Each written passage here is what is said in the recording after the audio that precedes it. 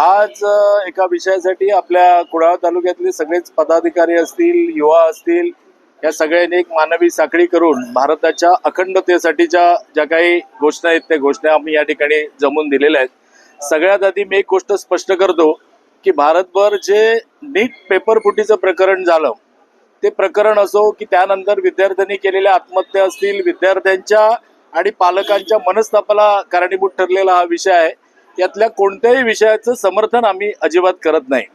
याचं कारण असं आहे की पेपर फुटी हा विषय असतो तो कुठल्या एका पक्षाशी, कुठल्या सरकारशी, विरोधी पक्षाशी बिलकुल संबंधित नसतो, तर तो असतो राष्ट्राचं भवितव्य घडवणारा विद्यार्थ्यांच्या आयुष्याच्या किंवा जीवन मरणाच्या प्रश्नाशी निगडित आहेत। त्यामुळे आमच्या सगळ्यांच्या भावना या विषयाबाबत अत्यंत तीव्र आहेत आणि या विषयाची सखोल चौकशी झाली पाहिजे। हा विषय अक्षम्य नाही, त्यामुळे या विषयाची सखोल चौकशी झाली पाहिजे। यामध्ये कोण व्यक्ती, संस्था, यंत्रणा जे काही दोषी असतील त्यांच्यावर योग्य ते आणि तातडीने कारवाई झाली पाहिजे, अशा प्रकारचं आमचं मत आहे। आणि हे सगळं करत असताना जंतर मंतरवर जो काही प्रकार सुरू आहे, मुळात हा विषय सगळा घेऊन विद्यार्थी तिथे एकत्र होतात, तर त्या विद्यार्थ्यांना न्याय मागण्याचा एक त्यांचा अधिकार आहे आणि त्यामुळे त्या विषयाबद्दल आंदोलन सुरू झाल्यापासून आम्ही कोणत्याही विषयाबाबत भाष्य केलेलं नाही।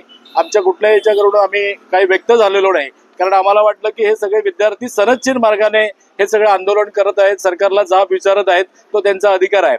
पण एक दोन दिवसाचा प्रकार पाहिल्यानंतर एक गोष्ट लक्षात आली की या विषयाच्या आडून एक मोठं राजकारण या देशामध्ये सुरू आहे।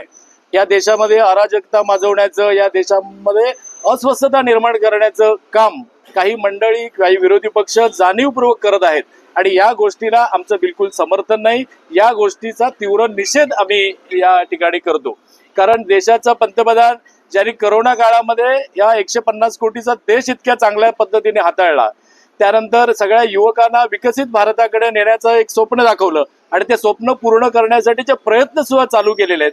अशा किंवा आता इराण आणि अमेरिकेचं युद्ध असेल, या युद्धजन्य परिस्थितीमध्ये ते जगातले अनेक देश होरपळलेले आहेत, पण आपल्या भारत देशामध्ये कुठल्याही प्रकारचं वातावरण बिघडलेलं नाही, चांगलं वातावरण ठेवलंय। अशा सक्षम अशा पंतप्रधानांच्या विरुद्ध जर कोणी त्यांच्या पात्रतेविषयी बोलून जर अवमान त्यांचा करत असेल तर ते आम्ही बिलकुल खपून घेणार नाही आहोत। आम्ही कुठल्याही बाकीच्या गोष्टींबद्दल बोलण्यापेक्षा देशाची अखंडता आहे, देशविघातक ज्या काही शक्ती आहेत त्या शक्तींचं उदात्तीकरण या सगळ्या मोर्चाच्या आडून, या सगळ्या विद्यार्थ्यांच्या आंदोलनाच्या मागून होतंय आणि ही गोष्ट गंभीर आहे। आणि म्हणून आम्ही मोदीजींच्या सरकार बरोबर सगळी मंडळी ठामपणे उभी आहोत, कारण मोदीजींचा ध्यास एकच आहे, विकसित भारताचं स्वप्न आहे, युवा शक्तीला न्याय द्यायचा आहे। त्यामुळे या सगळ्या ह्याच्यातून विद्यार्थ्यांच्या विकासाकडे नक्कीच त्यांचं लक्ष आहे। जो काय प्रकार जंतर मंतरवर चाललेला आहे त्यासाठी जी काही मोदी सरकार एक खंबीर भूमिका घेतील, त्या देशाची अखंडता एकत्र राखण्यासाठी, अखंडता टिकवण्यासाठी। आता तर कोण तिथे म्हणत असेल की या देशाचं नेपाळ करू, नेपाळ सारखी अराजकता निर्माण करू आणि काही गोष्टी करू किंवा देश तोडणाऱ्या शक्तींचं जर उदात्तीकरण करत असतील तर त्याला जो काही मोदी सरकार निर्णय घेईल किंवा खंबीर काही त्याच्याविषयी ठोस पावलं उचलेल, त्या सगळ्याच्या पाठीशी, मोदी सरकारच्या पाठीशी आम्ही सगळेजण आहोत आणि हाच आमचा संदेश लोकांपर्यंत पोहोचला पाहिजे।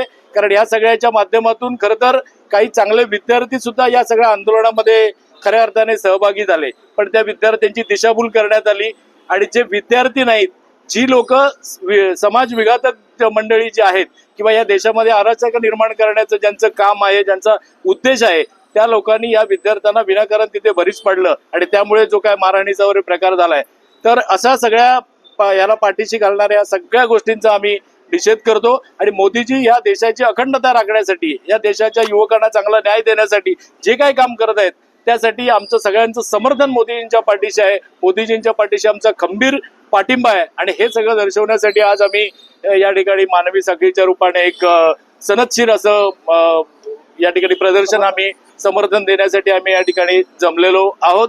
तर माझंही लोकांना विनंती आहे, सगळ्याच नागरिकांना विनंती आहे की या सगळ्या घटनेच्या पाठी केवळ विद्यार्थ्यांचं एक आंदोलन अशा पद्धतीने न बघता त्या आंदोलनाच्या मागचा चेहरा जो काय आहे तो सगळ्या लोकांनी, नागरिकांनी अनुभवला पाहिजे आणि देशाच्या अखंडतेसाठी, देशाचं राष्ट्रहित जपण्यासाठी सगळ्यांनी मोदीजींना समर्थन दिलं पाहिजे, असंही मला या ठिकाणी वाटतं।